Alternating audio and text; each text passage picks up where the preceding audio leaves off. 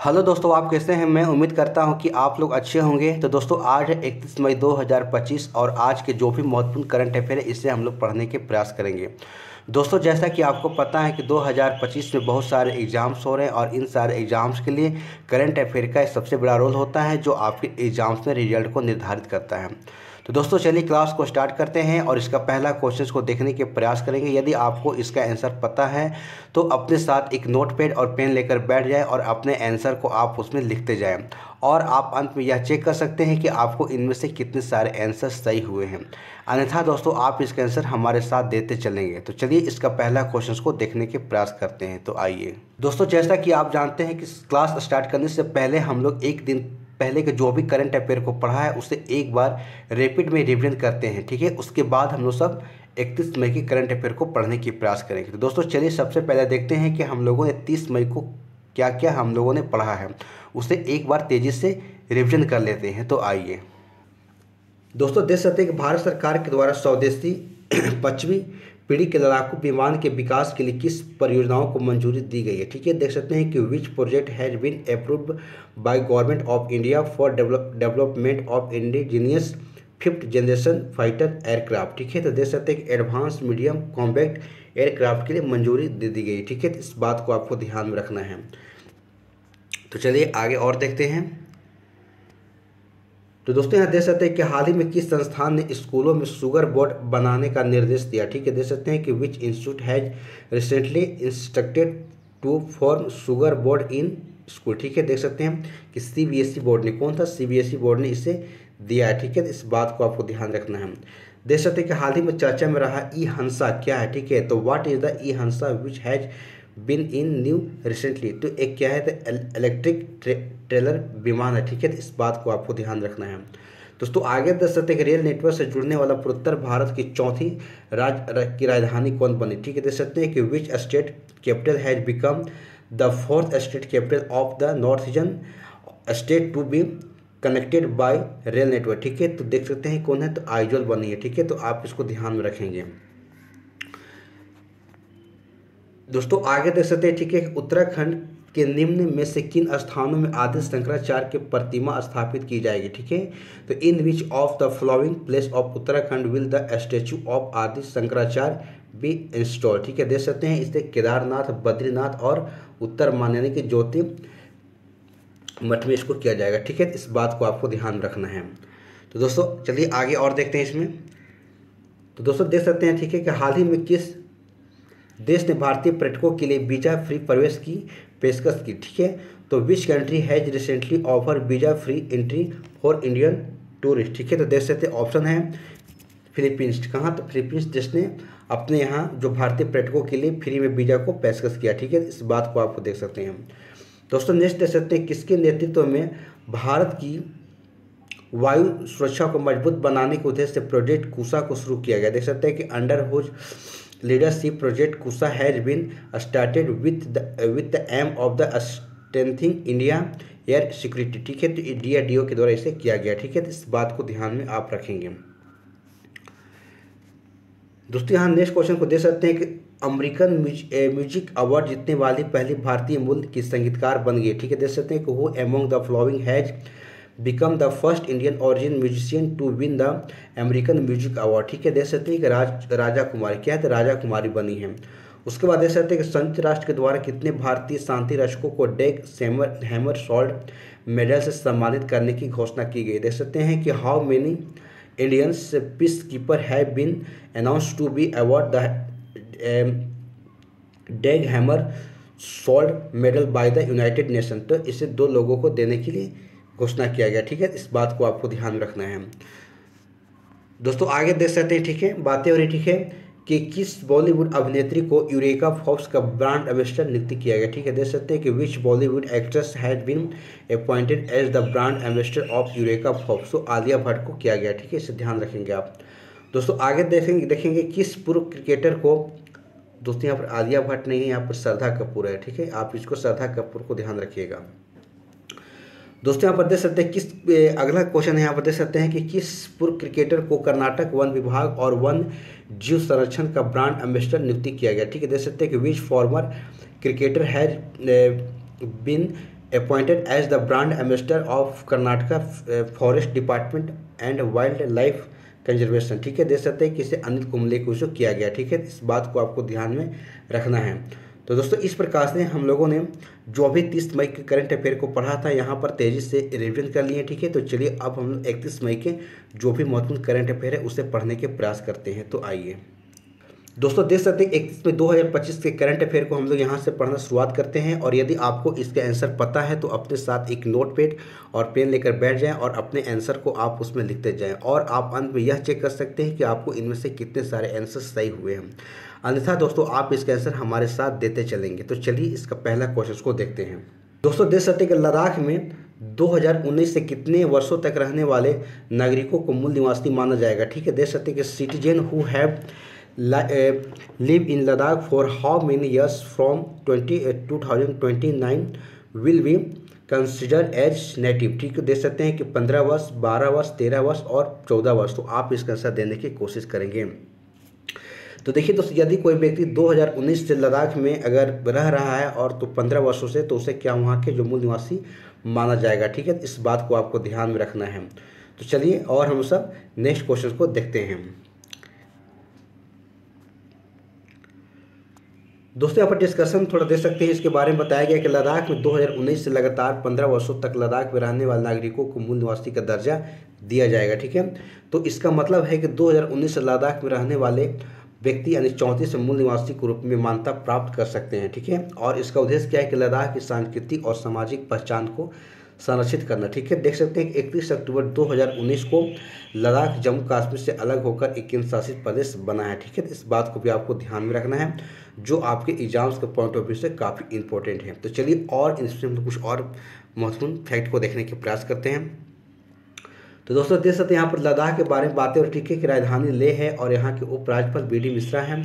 और केंद्र शासित प्रदेश 31 अक्टूबर 2019 को बन गया था। और इसकी प्रमुख झीलें की बात करें तो प्योंगतसे हैं और त्यो मोरेरी है और तेसोकार है। और देख सकते हैं कि लद्दाख के अगर प्रमुख दर्रे की बात करें तो खारदुंग दर्रा है और चांगला है, जोजी है, बारालाचा है और फोटुला है।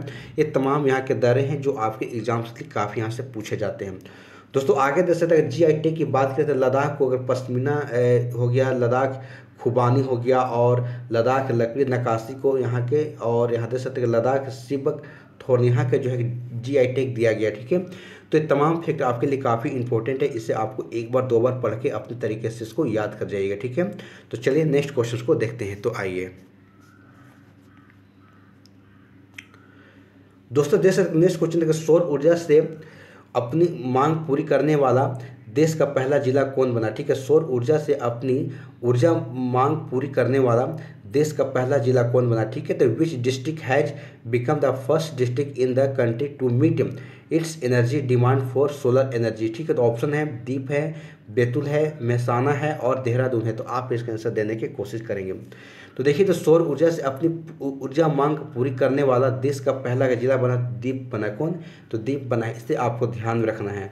तो चलिए और डिस्कशंस के माध्यम से इसको देखने के प्रयास करते हैं। तो आइए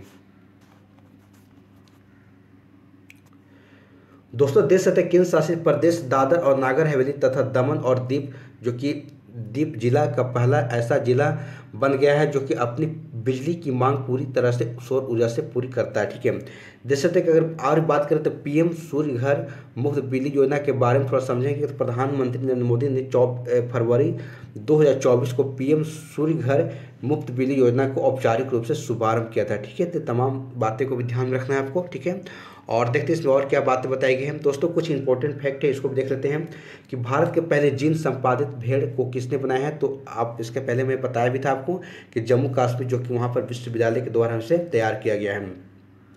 देख सकते हैं कि भारत का पहला waste to wildlife park कहाँ पर, नोएडा में बनाया गया है। भारत की पहली ट्रांस मीडिया इंटरटेनमेंट सिटी किसे, तो अमरावती को बनाया गया है। और कुकरेल देख सकते हैं Kukrail night safari and adventure park कहाँ पर, लखनऊ में बनाया गया। ठीक है, और देख सकते हैं भारत का पहला vertical wise facial solar plant देख सकते हैं कि नई दिल्ली में से लगाई गई है। और देश का पहला डिजिटल म्यूजियम कहाँ पर खोला गया है, तो महाराष्ट्र में खोला गया है।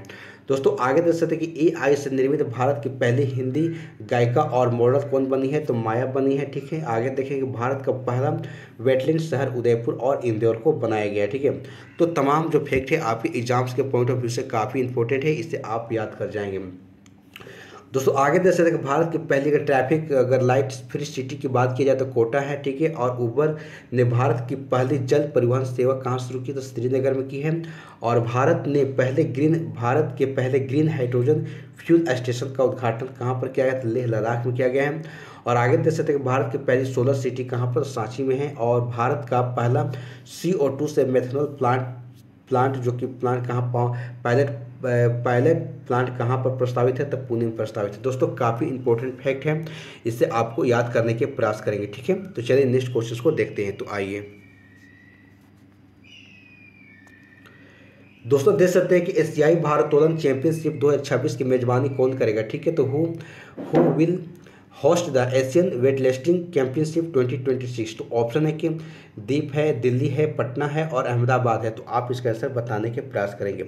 तो देखिए दोस्तों यहाँ पर बात हो रही है एशियाई भारोत्तोलन चैंपियनशिप 2026 की मेजबानी कौन करेगा, तो अहमदाबाद इसे करेगा। ठीक है, तो इस बात को आपको ध्यान में रखना है। तो चलिए और हम लोग की पॉइंट के माध्यम से देखने के प्रयास करते हैं। तो आइए दोस्तों देख सकते हैं गुजरात का सबसे बड़ा शहर अहमदाबाद जो 1 से 10 अप्रैल 2026 तक जो देख सकते हैं कि वार्षिक जो कि एशियाई भारोत्तोलन चैंपियनशिप के आगामी 2026 का संस्करण की मेजबानी करेगा। ठीक है, करेगा। देख सकते आगे देख सकते एशियाई भारोत्तोलन महासंघ की बात करें हम तो इसकी स्थापना 1958 में की गई थी और मुख्यालय दोहा कतर में है। और अध्यक्ष की बात करें तो मोहम्मद यूनुस जो कि अल हैं यहाँ के। ठीक है, इस बात को भी आपको ध्यान में रखना है। तो चलिए नेक्स्ट क्वेश्चन को देखते हैं। तो आइए दोस्तों यहाँ देख सकते हैं कि नेक्स्ट क्वेश्चन किस देश में 46वीं आसियान शिखर सम्मेलन 2025 का आयोजन किया गया। ठीक है, देख सकते हैं कि in which of the following countries the 46 Asian summit 2025 was held. ठीक है, तो ऑप्शन है कि भारत है, थाईलैंड है, मलेशिया है और ब्राज़ील है। तो आप इसका आंसर देने की कोशिश करेंगे। तो देखिए दोस्तों बातें और ठीक है कि 46 नंबर के जो एशियाई शिखर सम्मेलन 2025 में इसे कहाँ पर, तो मलेशिया में इसे आयोजन किया गया है। ठीक है, इस बात को आपको ध्यान में रखना है। तो चलिए और हम सब डिस्कशन के माध्यम से इसे देखते हैं। तो आइए दोस्तों देख सकते हैं कि मलेशिया की राजधानी कुआलालंपुर में 26 मई को 46वां आसियान शिखर सम्मेलन की शुरुआत हुई है। और इस वर्ष इस सम्मेलन देख सकते हैं कि समावेशीपन और स्थिरता की थीम पर आधारित है। ठीक है, इसे आपको ध्यान रखना है। दोस्तों यहाँ पर मलेशिया की बातें हो रही। ठीक है, इसके बारे में थोड़ा और जानेंगे कि राजधानी की बात की कुआलालंपुर है। ठीक है, और मुद्रा यहाँ के मलेशियाई रिंगिट है और प्रधानमंत्री यहाँ के अनवर इब्राहिम है। ठीक है, तो ये भी आपको ध्यान में रखना है जो आपके एग्जाम के पॉइंट ऑफ व्यू से काफ़ी इंपॉर्टेंट है। तो चलिए और नेक्स्ट क्वेश्चन को देखते हैं। तो आइए दोस्तों देख सकते हैं कि इंडिया मोबाइल कांग्रेस IMC 2025 के दौरान कौन सा संस्करण का आयोजन नई दिल्ली में हुआ। ठीक है, देख सकते हैं कि which edition of India mobile Congress. ठीक है, तो बातें हो रही। ठीक है, will be held in new Delhi. ठीक है, तो ऑप्शन है कि 6th एडिशन है या फिर 7th है, 8 है या 9 है। तो आप इसका आंसर बताने के प्रयास करेंगे। तो देखिए दोस्तों यहाँ पर बात करें इंडिया मोबाइल कांग्रेस के देख सकते हैं कि 9वां एडिशन जो है नई दिल्ली में आयोजन किया गया। ठीक है, इस बात को आपको ध्यान में रखना है। ठीक है, तो चलिए और डिस्कशन के माध्यम से समझते हैं। दोस्तों देख सकते हैं कि हाल ही में केंद्रीय संचार मंत्री ज्योतिरादित्य सिंधिया ने देख सकते हैं इंडिया मोबाइल कांग्रेस 2025 के नवे संस्करण का अनावरण किया। ठीक है, देख सकते हैं कि इस वर्ष का आयोजन 8 से 11 अक्टूबर 2025 तक दिल्ली के यशोभूमि कन्वेंशन सेंटर में होगा। ठीक है, तो इस बात को आपको ध्यान में रखना है जो काफ़ी इंपॉर्टेंट है। दोस्तों चलिए और कुछ इंपॉर्टेंट फैक्ट को देखने के प्रयास करते हैं जो एग्जाम्स के लिए काफ़ी इंपॉर्टेंट है। देख सकते हैं कि 16वीं सदी के राजों की बावली किस शहर में स्थित है जिसके भारतीय पुरातत्व सर्वेक्षण ने हाल ही में जीर्णोद्धार किया। ठीक है, देख सकते हैं कि नई दिल्ली में इसके बारे में तमाम हम लोग ऑलरेडी पढ़ चुके हैं। यहाँ डिस्कशन में आप लोग को करा रहा हूँ ताकि आपको याद रह सके। देख सकते हैं किस शहर में E0A5 पहल को शुरू किया गया, तो दिल्ली में किया गया है। और भारत का पहला वर्टिकल बाईफेशियल सोलर प्लांट जो कि स्थापित नई दिल्ली में स्थापित की गई है। ठीक है दोस्तों आगे देख सकते हैं कि फरवरी 2025 को कार्बन बाजार का पहला अंतर्राष्ट्रीय सम्मेलन प्राकृतिक नई दिल्ली में आयोजित की गई है। और भारत की पहली स्वदेशी एमआरआई मशीन जो कि नई दिल्ली में लगाई गई है। भारत की पहली ब्लैक बॉक्स लैब का उद्घाटन नई दिल्ली में हुआ है और आयुष्मान वायु वंदना योजना भी इसे नई दिल्ली में ही है। दिल्ली सरकार ने शहर में वायु प्रदूषण को कम करने के लिए क्लाउड शील्ड को मंजूरी दे दी है, ठीक है। और 12वें वैश्विक अंतरिक्ष अन्वेषण सम्मेलन का उद्घाटन नई दिल्ली में हुआ है, ठीक है दोस्तों। काफ़ी इंपॉर्टेंट, इसे आपको ध्यान में रखना है, जो आपके पॉइंट ऑफ व्यू से काफ़ी इंपॉर्टेंट है दोस्तों। तो इस ऑपरेशन फेस वॉश की बात करें हम, तो जो कि अवैध बांग्लादेशियों को डिटेन करने के लिए जो कि नई दिल्ली में से चलाया जा रहा है, ठीक है। इस बात को आपको ध्यान में रखना है। तो चलिए नेक्स्ट क्वेश्चन को देखते हैं दोस्तों। नेक्स्ट क्वेश्चन को देख सकते हैं, किस राज्य में टाटा एयरबेस हेलीकॉप्टर्स विनिर्माण इकाई स्थापित की गई, ठीक है। तो देख सकते हैं, in which state has the Tata Airbus helicopters manufacturing unit has been, देख सकते हैं कि सेटअप, ठीक है। तो ऑप्शन है देख सकते हैं, केरल हो गया, उड़ीसा हो गया, कर्नाटक हो गया और उत्तर प्रदेश हो गया। तो आप इसका आंसर देने के प्रयास करेंगे। तो दोस्तों यहाँ पर देख सकते हैं कि कर्नाटक स्टेट में जो कि देख सकते हैं कि टाटा एयरवेज हेलीकॉप्टर विनिर्माण की इकाई स्थापित की गई है, ठीक है। इस बात को आपको ध्यान में रखना है। तो चलिए और डिस्कशन के माध्यम से इसे देखने की प्रयास करते हैं। तो आइए दोस्तों यहाँ देख सकते हैं, ठीक है, भारत की टाटा एडवांस सिस्टम लिमिटेड और यूरोप की एरोस्पेस कंपनी एयरबेस कर्नाटक में टाटा एयरवेज हेलीकॉप्टर विनिर्माण इकाई स्थापित करने जा रही है।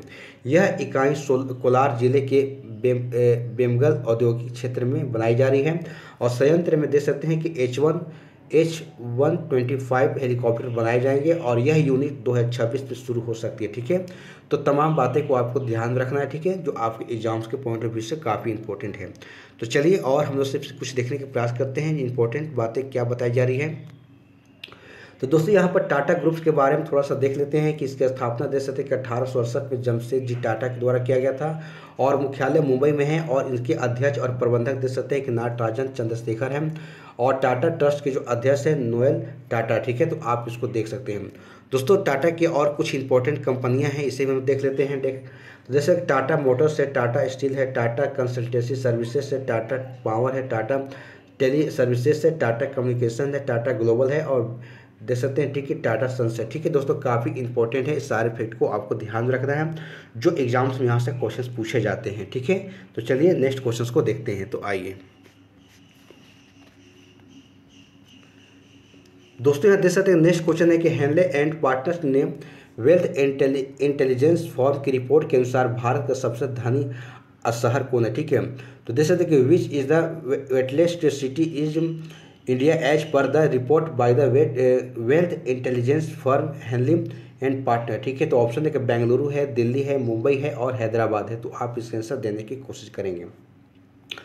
तो दोस्तों यहाँ पर बातें हो रही कि Henley and Partners in wealth intelligence form की रिपोर्ट के अनुसार देखा जाए तो भारत का सबसे अगर धनी शहर कौन सा है तो मुंबई है, ठीक है। इस बात को आपको ध्यान में रखना है।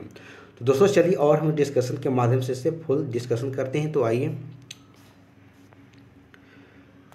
दोस्तों यहाँ पर देख सकते हैं, ठीक है, कि हेनले एंड पार्टनर्स की रिपोर्ट के अनुसार भारत का सबसे धनी शहर मुंबई है और इसमें 58,800 करोड़ रुपये और 236 सेंटी करोड़पति और देख सकते 19 अरबपति हैं और इसे दुनिया के 24वां सबसे धनी शहर बताया गया, ठीक है। तो देख सकते हैं कि रिपोर्ट के अनुसार न्यूयॉर्क सिटी यूएसए ने 3,84,500 हाई नेटवर्थ इंडिविजुअल्स जो कि के साथ दुनिया के सबसे धनी शहर के रूप में अपना स्थान को बरकरार रखा, ठीक है। इस बात को भी आपको ध्यान रखना है। दोस्तों आगे बताया गया कि इसके बाद देख सकते हैं कि वे एरिया जो कि सैन फ्रांसिस्को और सिलिकॉन वैली और यूएसए के शहर सहित टोक्यो जापान सूची में दूसरे और तीसरे स्थान पर हैं और टोक्यो एशिया के सबसे धनी शहर है, ठीक है। ये भी आपको ध्यान में रखना है, जो आपके लिए काफ़ी इंपॉर्टेंट है। तो दोस्तों चलिए नेक्स्ट क्वेश्चन को देखते हैं, ठीक है। आइए दोस्तों देख सकते हैं वो क्वेश्चन है कि 22वें सांग्री ला वार्ता एशियाई सुरक्षा शिखर सम्मेलन कहाँ आयोजित किया हुआ, ठीक है। देख सकते हैं कि वेयर वाज द 22, ठीक है, सांग्री ला डायलॉग और द एशियन सिक्योरिटी समिट है, ठीक है। तो ऑप्शन के स्विट्जरलैंड है, नेपाल है, सिंगापुर है और भारत है। तो आप इसका आंसर देने की कोशिश करेंगे। तो दोस्तों यहाँ पर बात करें कि 22वें सांग्री ला वार्ता या एशियाई सुरक्षा शिखर सम्मेलन का आयोजन देख सकते हैं कहाँ पर किया गया है, तो इसे किया गया सिंगापुर में, ठीक है। तो इस बात को आपको ध्यान में रखना है, ठीक है। तो चलिए और डिस्कशन के माध्यम से देखने के प्रयास करते हैं। तो आइए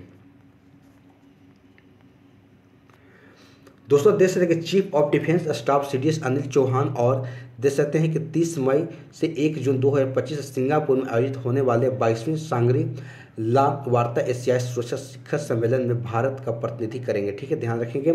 और यह बैठक रक्षा सहयोग को सशक्त बनाने, आपसी सुरक्षा के हितों पर चर्चा करने और हिंद प्रशांत क्षेत्र में भारत की रणनीतिक साझेदारी बढ़ाने के लिए एक मंच प्रदान करेगी। ठीक है, तो इस बात को आपको ध्यान में रखना है।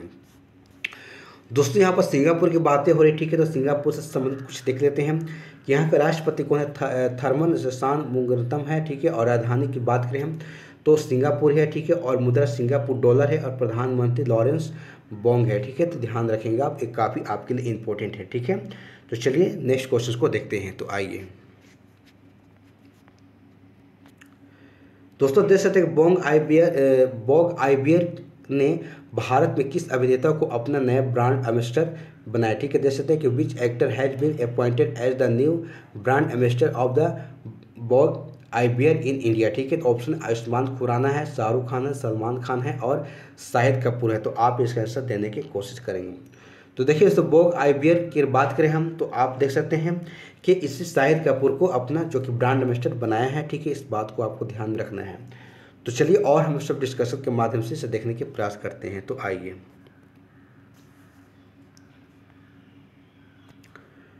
दोस्तों, देख सकते हैं कि बोंग आइबियर ने बॉलीवुड स्टार शाहिद कपूर को अपना ब्रांड एम्बेसडर बनाया है। ठीक है, और यह ब्रांड के लिए एक खास पल है। ठीक है, क्योंकि शाहिद अब तापसी पन्नू के साथ जुड़ गए हैं। ठीक है, जो कि पहले से ही वे आइबियर की चेहरा रही है। ठीक है, तो देख सकते हैं दोनों मिलकर एक नए कैंपेन का हिस्सा बने हैं और इस नए कैंपेन के देख सकते हैं कि नो रूल्स क्लब है। ठीक है, तो इसे आपको ध्यान में रखना है, जो आपके एग्जाम्स के लिए काफ़ी इंपॉर्टेंट है। दोस्तों यहाँ पर 10 नंबर क्वेश्चन को देख सकते हैं। ठीक है, भारत में हर साल हिंदी पत्रिका दिवस कब मनाया जाता है। ठीक है, तो when is Hindi journalism day celebrated every year in India. ठीक है, तो देख सकते हैं कि 28 मई है, 29 मई है, 30 मई है और 31 मई है। तो आप इसका आंसर देने की कोशिश करेंगे। तो देखिए दोस्तों, यहाँ पर हर साल देख सकते हैं कि 30 मई को जो कि हिंदी पत्रिका दिवस यानी कि जर्नलिज्म डे सेलिब्रेट किया जाता है। ठीक है, इस बात को आपको ध्यान में रखना है। ठीक है, तो चलिए और हम डिस्कशन के माध्यम से देखते हैं। तो आइए दोस्तों, देख सकते हैं कि भारत में हर साल 30 मई को हिंदी पत्रिका दिवस मनाया जाता है। ठीक है, और यह दिन भारत के इतिहास का एक महत्वपूर्ण दिन है। ठीक है, क्योंकि 1826 में इसी दिन हिंदी भाषा का पहला समाचार पत्र उदंत मॉडर्न प्रकाशित हुआ था। ठीक है दोस्तों, काफ़ी इंपॉर्टेंट है, यहाँ से एग्जाम्स में क्वेश्चन पूछे जाते हैं। ठीक है, कि भारत का पहला समाचार पत्र के नाम बताइए। ठीक है, तो चलिए नेक्स्ट क्वेश्चन को देखते हैं। दोस्तों देख सकते हैं कि 7 चोटियों पर विजय पाने वाले सबसे कम उम्र के भारतीय कौन बने। ठीक है, तो who has become the youngest Indian to the conquer the 7 peak. ठीक है, तो देख सकते हैं ऑप्शन है कि विश्वनाथ कार्तिकेय हैं। ठीक है, विराट चंद्र हैं, कामी रीता है या फू दोरजी हैं। तो आप इसका आंसर देने की कोशिश करेंगे। तो देखिए, तो 7 चोटियों पर विजय पाने वाले सबसे कम उम्र के भारतीय बने हैं विश्वनाथ कार्तिकेय। ठीक है, तो आप इसे ध्यान में रखेंगे। तो चलिए और हम सब इनके बारे में कुछ समझने के प्रयास करते हैं। तो आइए दोस्तों, देख सकते हैं कि हैदराबाद के 16 वर्षीय विश्वनाथ कार्तिकेय जो कि पद क्रांति के इतिहास रच दिया। ठीक है, और वह अब भारत के सबसे कम उम्र के और दुनिया के दूसरे सबसे कम उम्र के पर्वत है जिसने उन्होंने चढ़ाई की। ठीक है, जिन्होंने देख सकते हैं कि 7 प्रतिष्ठित सम्मिश्र चैलेंज को पूरा किया। ठीक है, और इसका अर्थ होता है कि उन्होंने 7 महाद्वीपों के सबसे ऊंची चोटी पर चढ़ाई की। ठीक है, इस बात को आपको ध्यान में रखना है, जो ये सारे बातें जो है विश्वनाथ कार्तिकेय के बारे में कहा जा रहा है। ठीक है, तो चलिए नेक्स्ट क्वेश्चन को देखते हैं। दोस्तों 12 नंबर क्वेश्चन दे सकते हैं। ठीक है, क्वेश्चन के पीएम मोदी ने किस राज्य की स्थापना की 50 वर्ष पूरे होने पर स्मारक सिक्का जारी किया। ठीक है, देख सकते हैं कि PM Modi has release a commemorative coin to mark the completion of the 50 years of the establishment of which state. ठीक है, तो ऑप्शन है कि मणिपुर है, मिजोरम है, त्रिपुरा है और सिक्किम है। तो आप इसका आंसर देने की कोशिश करेंगे। तो देखिए दोस्तों, पीएम मोदी ने आप देख सकते हैं कि सिक्किम राज्य की स्थापना के 50 वर्ष पूरे होने पर स्मारक सिक्के जारी किया। ठीक है, तो इस बात को आपको ध्यान में रखना है। तो चलिए और डिस्कशन के माध्यम से इसको पूरा करते हैं, क्या बातें बताई जा रही हैं। तो दोस्तों देख सकते हैं कि प्रधानमंत्री मोदी ने 29 मई 2025 को सिक्किम के राज्य के बनने के 50 वर्ष पूरे पर वर्षगांठ पर एक स्मारक सिक्का यानी कि डाक टिकट जारी किया। देख सकते हैं कि सिक्किम 16 मई को अपना राज्य दिवस मनाता है और 2025 में सिक्किम की स्थापना के 50 वर्ष पूरे हो गए हैं। दोस्तों आगे देख सकते हैं कि इस दिन 1975 में सिक्किम राजतंत्र से भारत का 22वां राज्य बन गया था। ठीक है, आप देख सकते हैं, जो काफ़ी इंपॉर्टेंट है, एग्जाम्स में क्वेश्चन बार बार यहाँ से पूछे जाते हैं। और देख सकते हैं 1975 में सिक्किम के प्रधानमंत्री ने भारतीय संसद से सिक्किम को भारतीय राज्य के रूप में विकसित करने की अपील की थी। देख सकते हैं कि 35वां संविधान संशोधन 1974 के दौरान सिक्किम को भारत का एक संयुक्त राज्य का बनाया गया था और इसमें आगे और बताया गया। ठीक है, देख सकते हैं, ठीक है, कि इसके बाद देख सकते हैं 16 मई 1975 को संविधान के 36वां संविधान संशोधन अधिनियम 1975 के द्वारा इसे पारित किया गया और इसके बाद पूरी तरीक़ा से सिक्किम को भारत में विलय हो गया था। ठीक है, तो तमाम बातें काफ़ी इंपॉर्टेंट है, यहाँ से एग्जाम्स में क्वेश्चन भी पूछे जाते हैं, इससे आपको ध्यान रखना है। तो चलिए और सिक्किम के बारे में कुछ और बताया जा रहा है। ठीक है, इसे देख लेते हैं कि राजधानी गंगटोक है और यहाँ के वर्तमान मुख्यमंत्री प्रेम सिंह तमांग है और गवर्नर ओम प्रकाश माथुर है। और देख सकते हैं कि नामग्याल राजवंश ने 17वीं शताब्दी में आधुनिक सिक्किम राज्य की स्थापना की थी। ठीक है, इसे याद रखेंगे। सिक्किम भारतीय राज्यों में सबसे कम आबादी वाला दूसरा सबसे छोटा राज्य है। ठीक है, तमाम बातें आपको सिक्किम के बारे में बताई जा रही है, आपको ध्यान रखना है। दोस्तों आगे देख सकते हैं कि सिक्किम पूर्वी हिमालय का एक हिस्सा है। दुनिया की तीसरी सबसे ऊंची चोटी जो कि यहाँ कंचनजंगा है, सिक्किम में ही है और राज्य के लगभग 35% क्षेत्र पर यूनेस्को की विश्व धरोहर स्थल जो कि कंचनजंगा राष्ट्रीय उद्यान भी यहाँ पर स्थित है। ठीक है, इसे आपको ध्यान में रखना है।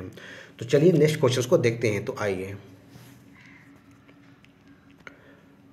दोस्तों नेक्स्ट क्वेश्चन देख सकते हैं कि बफर में सफर योजना किस राज्य में शुरू की गई। ठीक है, देख सकते हैं कि बफर में सफर scheme has been launch in which state. ठीक है, तो ऑप्शन है कि छत्तीसगढ़ है, राजस्थान है, उत्तर प्रदेश है और मध्य प्रदेश है। तो आप इसका आंसर देने की कोशिश करेंगे। तो देखिए दोस्तों, बफर में सफर योजना की बात की जाए तो इसे उत्तर प्रदेश राज्य में शुरू की गई। ठीक है, इसके बारे में और हम लोग सब देखते हैं। तो आइए थोड़ा डिस्कशन करते हैं। दोस्तों देख सकते हैं बात है उत्तर प्रदेश वन एवं वन्य जीव विभाग बफर में सफर योजना के नाम से एक नया इको टूरिज्म पहल शुरू की है। ठीक है, और यह योजना दुधवा, पीलीभीत और लखीमपुर खीरी जैसे कि प्रमुख बाघ अभयारण्य बफर जोन में लागू की जा रही है। ठीक है, देख सकते हैं सोहगी, वरवा और कर्तनिया घाट वन जीव अभयारण्य जैसे कि आंतरिक परिस्थिति रूप में भी महत्वपूर्ण क्षेत्रों को भी इस योजना के तहत शामिल किया जाएगा। ठीक है, तो इसको आप देख सकते हैं। तो दोस्तों यहाँ पर आप देख सकते हैं कि हमारा जो भी 31 मई की करंट अफेयर था इसे यहाँ पर समाप्त हो जाता है।